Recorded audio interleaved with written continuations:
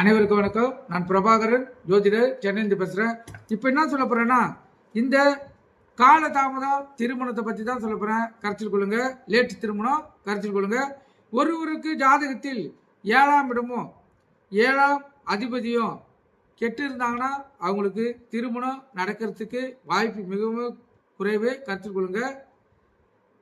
கெட்டு இருக்கும் 7ஆம் இடத்தையோ 7 குழுவினையோ குரு பார்த்தால் திருமணம் காலதாமதமாக ஏற்படும் வாய்ப்புள்ளது. கருத்தில் கொள்ளுங்க. அதே போல் சுக்கிரனும் ராகு கேது 8ஆம் இடத்தின் அதிபதி 6 கூடியவரும் 12 கூடியவரும் இவர்கள் பார்த்தாலும் சரி, இவர்களுடன் சேர்ந்து இருந்தாலும் சரி, திருமணம் நடக்கிறது காலதாமதமாக. கருத்தில் கொள்ளுங்க. ஆனால் சுக்கிரனை குரு பார்த்தால் 28 அல்லது 30 வயதுக்குள் அவங்களுக்கு திருமணம் நடந்துடும். கருத்தில் கொள்ளுங்க.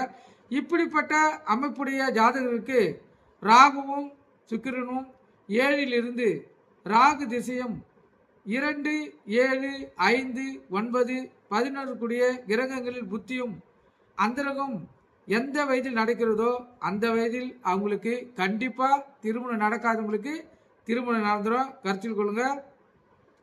ஆனால் அந்த திருமணம் அவங்களுக்கு காதல் திருமணமாகவே அமையும். இந்த அமைப்பில் இருக்கிறவங்களுக்கு 100-90 பேருக்கு காதல் திருமணம் தான் அமையும். ஆனால் திருமணம் நடந்துடும். காலதாமதமாக நடக்கும். அது காதல் திருமணமாக நடக்குன்னு முன்னோர்கள் குறிப்பெழுதி வச்சுருக்காங்க.